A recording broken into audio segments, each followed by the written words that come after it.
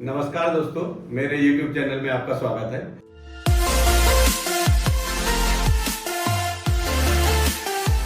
दोस्तों, मैं जय कुमार तिवारी हूँ, department of housing and urban planning, government of Uttar Pradesh से रिटायर्ड असिस्टेंट इंजीनियर हूँ। दोस्तों, आज मेरे स्टूडियो में मिस्टर अंकित मिश्रा जी आए हुए हैं। मैंने इनको इनवाइट किया है। इनका भी एक YouTube चैनल है जिसका नाम है बेस इंफ्रा, और ये रियल एस्टेट में उन प्रॉपर्टीज को अपने कस्टमर तक पहुंचाने की बात करते हैं जिनके की नक्शे प्राधिकरण से या हाउसिंग बोर्ड से अप्रूव्ड होते हैं और जो लीगल होती है प्रॉपर्टीज, उन प्रॉपर्टीज को ये प्रमोट करते हैं। तो मैंने कहा एक ऐसे आदमी को जो पब्लिक तक सही प्रॉपर्टी पहुंचा रहा है, उसको अगर मेरी कोई ज़रूरत है तो मैं उसकी मदद कर सकूं, इसलिए इनको आमंत्रित किया है। देखते हैं ये अपने कस्टमर्स की ओर से, हमारे व्यूअर्स की ओर से और अपने YouTube चैनल के व्यूअर्स की ओर से मेरे लिए सवालों का कौन सा पिटारा लेके आए हैं। मैं इनके सवालों का उत्तर दूंगा। मिश्रा जी बताइए, आपका स्वागत है मेरे YouTube चैनल में। मैं आपकी क्या मदद कर सकता हूँ? सर, सबसे पहले आपको बहुत बहुत धन्यवाद ये अपॉर्चुनिटी देने के लिए कि मैं वो सेम प्लेटफॉर्म शेयर कर पाऊँ जहाँ पर इतना नॉलेज का भंडार है, इतना एक्सपीरियंस का भंडार है। और मेरे लिए सबसे बड़ी बात ये है कि आपका सानिध्य पाकर मैं अपने कस्टमर्स की सर्विस और इम्प्रूव कर पाऊंगा। उनके जो क्वेरीज, हम लोग भी अपने YouTube चैनल पे प्रॉपर्टी पे चर्चा ऐसे जो है एपिसोड चलाते रहते हैं जिसमें कस्टमर के प्रश्न आते हैं और फिर उनके हम लोग जवाब देते हैं। आपके सानिध्य से, आपके एक्सपीरियंस से शायद वो जवाब हमारे और बेहतर हो जाएंगे। ये एक बहुत बड़ा वैल्यू एडिशन हो जाएगा। और सवालों का पिटारा लेके तो नहीं आया हूँ सर, लेकिन जो आज हम लोग टॉपिक पे बात करने वाले हैं उस टॉपिक से रिलेटेड अगर मेरे पास कोई प्रश्न होता है एज अ कस्टमर, क्योंकि हम लोग बहुत सारे कस्टमरों से बात करते हैं, तो उस टॉपिक से रिलेटेड जो हमारे पास होगा सर, मैं कोशिश करूंगा कि वो जो है जरूर। चलिए, मुझे भी खुशी होगी अगर मैं आपकी और आपके कस्टमर्स की कुछ मदद कर पाता हूँ अपने नॉलेज से, मुझे अच्छा लगेगा। धन्यवाद सर। तो मैं कोशिश करूंगा कि अपने कस्टमरों की तरफ से जो भी आपके सामने प्रश्न ला पाऊं सर, वो प्रश्न आपके बीच में लेते आऊं आज, क्योंकि आप एक नई चीज अपने चैनल पर कस्टमरों को और आपके व्यूअर्स को बता रहे हैं। कुछ नए नियम जो पास हुए हैं, तो उनके संबंधित जो भी इमीडिएट दिमाग में मेरे प्रश्न आएंगे वो मैं आपसे पूछने की चेष्टा करता हूँ। चलिए, तो मैं आपको बताना चाहूंगा और आपके माध्यम से मैं अपने सभी व्यूअर्स को भी बताना चाहूंगा कि उत्तर प्रदेश सरकार में काफी दिनों से एक समस्या आ रही थी कि जो अवैध निर्माण किए जा रहे हैं लोगों के द्वारा, उन अवैध निर्माणों पर समय के अंतर्गत प्रभावी अंकुश नहीं लग पा रहा था। उसके लिए उत्तर प्रदेश शासन के आवास एवं शहरी नियोजन विभाग ने एक आमूलचूल परिवर्तन किया है प्रवर्तन की प्रणाली में। तो प्रवर्तन की प्रणाली में ये परिवर्तन आया है कि अब 1 सितंबर 2023 से प्रवर्तन पोर्टल के माध्यम से गवर्नमेंट ने एक प्रवर्तन ऐप जारी कर दी है। अब इस ऐप के माध्यम से ही प्रवर्तन संबंधी समस्त कार्रवाइयां विकास प्राधिकरणों में और उत्तर प्रदेश आवास एवं विकास परिषद के सभी कार्यालयों में कार्रवाई होगी। सर, इस पे एक छोटा सा प्रश्न, इससे पहले अगर कोई ऐसी प्रॉपर्टी रहती थी तो उस पे क्या नियम थे, या उसकी जो है सरकार की प्रक्रिया थी वो क्या थी सर, और क्या परिवर्तित हुआ इस ऐप से सर? बहुत अच्छा सवाल है। इसके पहले जो प्रक्रिया थी वो ये थी, हम शुरू करते हैं बेस से ताकि लोगों को बिल्कुल क्लियर हो सके कि प्रवर्तन का मतलब क्या है और कार्रवाई का मतलब क्या है। मान लीजिए आपने लखनऊ विकास प्राधिकरण से या उत्तर प्रदेश आवास एवं विकास परिषद के किसी भी कार्यालय से किसी भी शहर में उत्तर प्रदेश के अंदर कोई प्लॉट खरीदा है और उस पर मकान बनाना चाहते हैं, तो सबसे पहले आपको उस प्रॉपर्टी पर, उस प्लॉट पर नक्शा पास कराना पड़ेगा और नक्शे के अनुसार ही आपको निर्माण कराना पड़ेगा। लेकिन अगर आपने नक्शे का उल्लंघन कर दिया, नक्शे के अनुसार निर्माण नहीं किया, तो जो उस क्षेत्र के क्षेत्रीय अवर अभियंता है या जेई जिनको कहते हैं, वो साइट का निरीक्षण निरंतर करते रहते हैं, उनकी तैनाती होती है और वो चेक करते हैं कि आपने जो नक्शा पास कराया उसके अनुसार निर्माण कराया है या तो नहीं कराया है। अगर निर्माण में कोई भिन्नता होती है, स्वीकृत मानचित्र से भिन्न निर्माण होता है, तो उस पर उन अवर अभियंता के द्वारा चालानी कार्रवाई की जाती है, शो कॉज नोटिस दिया जाता है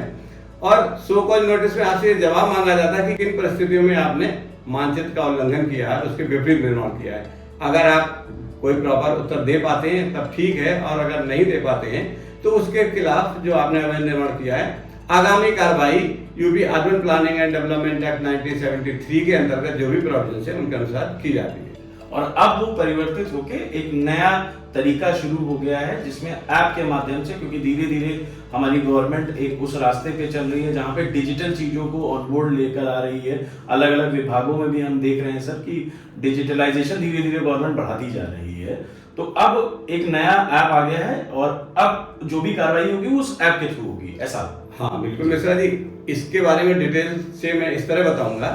कि 1 सितंबर 2023 से आवास एवं शहरी नियोजन विभाग ने प्रवर्तन के समस्त कार्यों को संपादित करने के लिए प्रवर्तन ऐप नाम से एक गवर्नमेंट की ऑफिशियल ऐप जारी कर दी है। अब प्रवर्तन संबंधी समस्त कार्रवाइयां जब अवर अभियंता या जेई आपकी साइट पर जाएगा और कोई भिन्नता पाई जाएगी, या तो आपने बिना नक्शा पास कराए निर्माण शुरू कर दिया है या नक्शे के अनुसार निर्माण कर दिया है, इसमें वो संपत्तियां भी शामिल हैं जो हाउसिंग बोर्ड से या विकास प्राधिकरण से आवंटित नहीं भी है। प्राइवेट जमीनें जो कॉलोनाइजर्स प्राइवेट अपने लेआउट पास कराते हैं या लेआउट नहीं भी पास कराते हैं, अवैध कॉलोनियां विकसित कर लेते हैं, अवैध प्लॉटिंग कर लेते हैं, उनके अंदर भी जो प्लॉट्स हैं उन पर भी अगर निर्माण आपने बिना स्वीकृत के करा लिया है तो वो कार्रवाइयां भी इस ऐप पे अपलोड होगी, वो भी इसमें शामिल है। मतलब विकास क्षेत्र के अंतर्गत, जिसको प्लानिंग एरिया कहते हैं। प्लानिंग एरिया का मतलब है जहां पर मास्टर प्लान प्रभावी होता है जिस क्षेत्र में, वो पूरा क्षेत्र विकास प्राधिकरण की सीमा के अंतर्गत होता है, या हाउसिंग बोर्ड का है तो उसकी योजनाओं के अंतर्गत होता है, और उसको प्लानिंग एरिया टर्म बोला गया है एक्ट में। तो प्लानिंग एरिया के अंतर्गत जो भी अवैध निर्माण होंगे, पुरानी व्यवस्था में ये था कि जो मैनुअल सारी कार्रवाई होती थी, जेई साइट पे जाता था, उसने देखा कि क्या भिन्नता है, उस भिन्नता को उसने अपने डायरी में नोट किया और ऑफिस आके जो चालान की कार्रवाई का फॉर्म है उस पर उसने अपना चालान की लैंग्वेज में उसको लिख दिया और आपके पास नोटिस भेज दिया। आपको जवाब देना होता था, और जब आपका जवाब आता था एक कागज वो फाइल के ऊपर रहता था और उसमें टिप्पणी और आदेश की कार्रवाइयां बाईं तरफ फाइल में होती रहती थी और दाईं तरफ आपके सारे कागज लगे रहते थे। मतलब वहां ये संभव था कि किन्हीं परिस्थितियों में अगर वो फाइल नष्ट हो जाए, खो जाए या इंटेंशनली गायब कर दी जाए तो उस बिल्डिंग के खिलाफ कोई भी कार्रवाई रिकॉर्ड में नहीं रहती थी। एक चालान रजिस्टर भी बनता है, कार्रवाई रजिस्टर भी बनता है, लेकिन उस रजिस्टर में इतना प्रभावकारी कोई कार्रवाई नहीं हो पाती थी।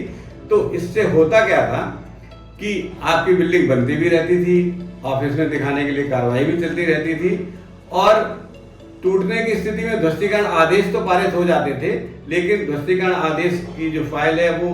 जो जोनल अधिकारी के उनके पास तक ही रहती थी या जेई की जानकारी में रहती थी। बड़े अधिकारी, मान लीजिए किसी विकास प्राधिकरण के उपाध्यक्ष, उनके पास तक वो फाइल सामान्यतः नहीं जा पाती थी, या हाउसिंग बोर्ड के कार्यालय में जो आवास आयुक्त हैं उनके पास तक वो कार्रवाई क्या हो रही है, नहीं हो रही, नहीं जा पाती थी। तो बिल्डर और ऑफिस के जो प्रभारी क्षेत्रीय जेई है उनके बीच में ऐसा लगता था कि कोई साठ-गांठ चल रही है, और पब्लिक तो ये कहती थी कि जेई मिले हुए हैं, जेई ने क्यों पैसे दिए या पैसे की बात करी या हमारे ऊपर कार्रवाई नहीं कर रहे हैं, जेई आते हैं अनावश्यक हमें परेशान करते हैं। तो एक तरह की असमंजस और खींचातानी की स्थिति थी, उससे राहत दिलाने के लिए सरकार ने ये ऐप लोगों में, पब्लिक के लिए ये जारी कर दी है, 1 सितंबर से प्रभावी है। सर इसमें एक छोटा सा प्रश्न आता है, जब हमने ऐप समझ लिया और जो मैं समझ पाया हूँ, इस ऐप्स के थ्रू जो डिजिटल रिकॉर्ड मेंटेन होंगे उससे कस्टमर्स या पब्लिक के बीच में ट्रांसपेरेंसी बढ़ेगी। पहली सबसे जो मेजर एडवांटेज है कि जो एक फाइल जाती थी, रखी रहती थी जैसा आपने बताया, अब क्योंकि वो सारी चीजें डिजिटल है तो वो ऑन रिकॉर्ड्स आ जाएंगी और उन रिकॉर्ड्स को टैंपर नहीं किया जा सकता। नंबर 1 चीज। नंबर दूसरी चीज सर, क्या इसमें कोई टाइमलाइन या कोई जो है ड्यूरेशन भी स्थगित मतलब निर्धारित की गई है कि इसी टाइमलाइन के अंदर उस पर्टिकुलर, मान लीजिए जेई गए, उन्होंने कोई, जैसा कि आपने बताया कि आप पे जाकर वो उसको रिपोर्ट कर सकते हो, उसके संबंध में फिर जो पब्लिक है उसको उस पर रिप्लाई फाइल कर सकती है, या आपने एज अ पब्लिक इस पे जब जाते हैं तो पब्लिक, 2 सवाल है मेरे इसमें सर। पहला, पब्लिक का उस ऐप से क्या क्या इंटरेक्शन रहेगा और क्या क्या मुनाफे रहेंगे पब्लिक के टर्म्स में, जो एक मोटा मैं समझ पाया कि रिकॉर्ड मेंटेन रहेगा, ट्रांसपेरेंसी रहेगी। दूसरा, क्या इस पूरी वर्क की प्रणाली में, जैसे कि बाकी डिपार्टमेंट में भी हम लोगों ने बात की थी कि डिजिटलाइजेशन हो रहा है और टाइम फ्रेम बांधे जा रहे हैं, क्या इसमें भी कोई टाइम फ्रेम बांधा गया? अमित जी, आपने बहुत अच्छा सवाल किया। देखिए, इस ऐप में जो विशेष बात है वो ये है कि अब जेई जब साइट पे जाएंगे, किसी अवैध निर्माण पर कोई कार्रवाई करेंगे, तो पहले उनको जियो टैग फोटो उस ऐप पर अपलोड करनी पड़ेगी। जब वो फोटो अपलोड हो जाती है तो वो फोटो सभी अधिकारियों के पास या शासन में बैठे किसी भी अधिकारी के पास, जो उसमें जिन लोगों की, जिन अधिकारियों के एक्सेस है, सारे लोग देख पाएंगे कि ये अवैध निर्माण हुआ है और इस पर कार्रवाई शुरू हो गई है। और जैसे फोटो के साथ आपका चालान अपलोड होगा तो उस पर एक यूनिक नंबर जनरेट हो जाएगा। वो नंबर जो आपकी भौतिक फाइल है, फिजिकल फाइल है, उसकी हर चालान की कॉपी पे लिखा रहेगा, हर नोटिस पे लिखा रहेगा, और वो यूनिक नंबर कस्टमर को भी जारी किया जाएगा। उसको भी 5 जन नोटिस आएगा, नोटिस पहुंचेगा तो नोटिस में लिखा रहेगा, उस नंबर से वो अपनी फाइल की ट्रेसिंग हर समय कर पाएगा कि इसमें क्या कार्रवाई हो रही है, और ऊपर बैठे अधिकारी भी उस फाइल में क्या कार्रवाई चल रही है हर समय उसको देख पाएंगे, और नीचे का जो स्टाफ है उस पर अंकुश लगाने में सफल होंगे। और वो नीचे का स्टाफ ये नहीं कह सकता है कि साहब अरे वो तो फाइल नहीं मिल रही है या अब काम नहीं हो रहा मौके पर। जब जियो टैग करके फोटो लगेगी और उसको अपडेट करते रहना पड़ेगा, तो किस अवर अभियंता के समय में कितना काम पहले था, पहली फोटो में 2 महीने बाद उसने फोटो डाली तो उसमें कितना काम बढ़ गया, पता लग जाएगा कि इस जेई के सामने ये काम हुआ है, और फिर उस जेई की जिम्मेदारी तय होगी और उस पर कार्रवाई की जा सकती है। और जहां तक टाइमलाइन की बात है, तो टाइमलाइन तो पहले भी तय थी कि जैसे ही किसी अवैध निर्माण के खिलाफ कोई कार्रवाई होगी, इमीडिएट उस पर कार्रवाई की जानी है, उसको नोटिस जाना है, 15 दिन के अंदर नोटिस का जवाब आना है, और जवाब अगर संतोषजनक नहीं है, नियमों के अंतर्गत नहीं दिया गया है, तो उसके तुरंत बाद अगला नोटिस जाएगा और उस पर कार्रवाई की जाएगी, उसको सील किया जा सकता है या उसको ध्वस्त भी किया जा सकता है। दोस्तों, अब हम इस ऐप के बारे में आपको कंप्रहेंसिव शॉर्ट में बताते हैं। दोस्तों, उत्तर प्रदेश सरकार के housing and urban planning department ने प्रवर्तन ऐप के नाम से एक ऐप जारी की है। ये app housing and urban planning department ने जारी की। इसका मतलब क्या हुआ कि housing and urban planning department के अंतर्गत मुख्य रूप से रियल एस्टेट से जुड़े हुए 2 विभाग आते हैं। जितने विकास प्राधिकरण है समस्त उत्तर प्रदेश में वो, और उत्तर प्रदेश आवास एवं विकास परिषद, दोनों विभागों में समान रूप से काम करेगी है। अब इस ऐप में जियो टैग करके फोटो डालने से ही स्टार्ट होगी, इसके पहले ये ऐप में कोई कार्रवाई नहीं होगी। मतलब ऐप में अगर कोई जियो टैग करके फोटो डाल के और चालान का यूनिक नंबर जनरेट नहीं किया गया है, तो उसको मान लीजिए कि इस अवैध निर्माण पर कोई कार्रवाई नहीं है, वो ऑफ द रिकॉर्ड हो जाएगी। वही कार्रवाई प्रचलित रहेगी जो यूनिक नंबर जनरेट हो गए और जियो टैग हो गए जिसकी फोटो पड़ेगी। एक तो ये है। दूसरा ये कि जब जियो टैग हो के फोटो पड़ जाएगी तो ये सभी अधिकारियों के पास, उच्च अधिकारियों के पास इसका एक्सेस रहेगा, तो इस पे कोई भी हेरा फेरी किया जाना संभव नहीं है और समय से निस्तारण किया जाना इसका अनिवार्य हो जाएगा। अब इस तरह उत्तर प्रदेश सरकार अवैध निर्माणों पर एक अंकुश लगा सकती है और समयबद्ध योजना बनाकर उस पर कार्रवाई की जा सकती है। अगर आंकड़ों के रूप में बात करें तो आप कल्पना कर सकते हैं क्या कि अभी तक उत्तर प्रदेश के जो आवास एवं विकास परिषद एवं पूरे प्रदेश के समस्त विकास प्राधिकरणों में लगभग कुल 2.5 लाख ही ऐसे अवैध निर्माण हैं जिनको चिन्हित किया गया है या जो एक तरह से रिकॉर्ड में हैं। क्या ऐसी कल्पना आपकी ठीक है? मेरे तो अनुमान से मतलब कम से कम 20 लाख से ज्यादा अवैध निर्माण होंगे, लेकिन किन्हीं कारणों से मैं उनको जेई की या बिल्डर की मिलीभगत ना भी कहूं तो आप इस पर विचार स्वयं कर सकते हैं कि क्यों अवैध निर्माण हो रहे हैं। दूसरा ये कि उन 2.5 लाख जो अभी तक चिन्हित किए गए हैं या जिन पर कार्रवाई चल रही है, अभी जो ऑफलाइन सिस्टम में चल रही थी, उनमें से भी 99.6% अवैध निर्माण अभी तक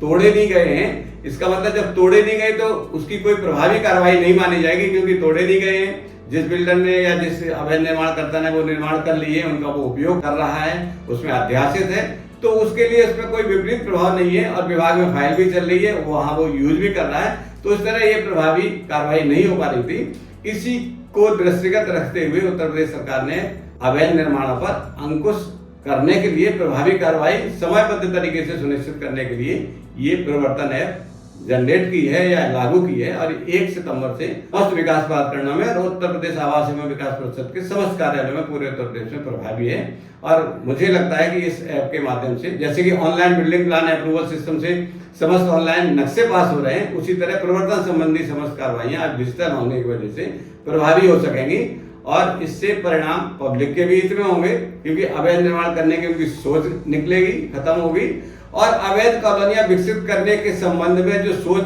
सामान्य बिल्डरों ने बना रखी कि कुछ भी नहीं होता कर लेंगे, उस सोच पे भी लगाम लगेगा। और जो आम जनता है जिनका की गाढ़ी कमाई का पैसा अवैध कॉलोनियां विकसित करने वाले बिल्डर ठग लेते हैं, मैं तो यही कहूंगा, क्योंकि उनको बताते हैं कि अरे कुछ नहीं होगा, मैं बेच रहा हूँ, अब नक्शा पास नहीं भी होगा, नक्शा जमा करा देना, कुछ नहीं बिगड़ने वाला है, आप बना लेना, मैं देख लूंगा। लेकिन ऐसा होता कुछ नहीं है। जब अवैध निर्माण है तो कार्रवाई सुनिश्चित है, क्योंकि अभी ऑफलाइन में नहीं हो पाती थी, लेकिन इस प्रक्रिया में ये सुनिश्चित जरूर हो जाएगा कि कोई भी अवैध निर्माण बचने नहीं पाएगा और यथा समय पर कार्रवाई जरूर होगी। तो इस वीडियो के माध्यम से मैं अपने सभी व्यूअर्स से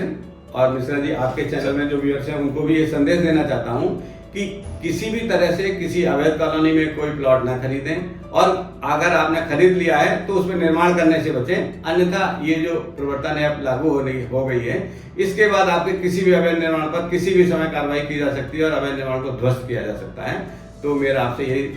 एक तरह से निवेदन है कि अपनी गाड़ी कमाई के पैसे को इस तरह अवैध निर्माण में या जो अवैध बिल्डर्स हैं अवैध कॉलोनी में ना फंसने दें। दोस्तों, इस वीडियो को आपके सामने रखने का मेरा उद्देश्य यही था कि हमारे कोई भी व्यूअर, चाहे वो मिश्रा जी के व्यूअर हों या समाज का कोई भी व्यक्ति, अगर कहीं अवैध प्लॉटिंग में फंस रहा है, अवैध बिल्डर कोई अवैध कॉलोनी बना रहा है उसमें वो जा रहा है, या किसी ने फ्लैट बना रखे हैं अवैध रूप से जिनका नक्शा पास नहीं है, या एक्स्ट्रा फ्लोर बना रखे हैं, एक्स्ट्रा यूनिट बना रखे हैं, बिना पार्किंग के बना रखे हैं, या रेजिडेंशियल में कॉमर्शियल बिल्डिंग्स बना रखी हैं, या एग्रीकल्चर लैंड यूज में कोई रेजिडेंशियल कॉलोनी बना रखी है या प्लॉटिंग कर रखी, उन सब में बिल्कुल भी ना फंसें। और अगर आपको कहीं डाउट हो रहा है कि बिल्डर हमें सही बात नहीं बता पा रहा, वो कह रहा है कि रेजिडेंशियल है और नक्शा पास है और आप जान नहीं पा रहे हैं, या प्रॉपर्टी के संबंध में कोई आप इंक्वायरी करना चाह रहे हैं, नंबर दोस्तों मैं ऊपर फ्लैश में भी दे रहा हूँ, आप देख सकते हैं। और इस सूचना के साथ ये वीडियो यही समाप्त होता है। नमस्कार, अगले वीडियो में किसी महत्वपूर्ण बिंदु पर फिर आपसे चर्चा करेंगे।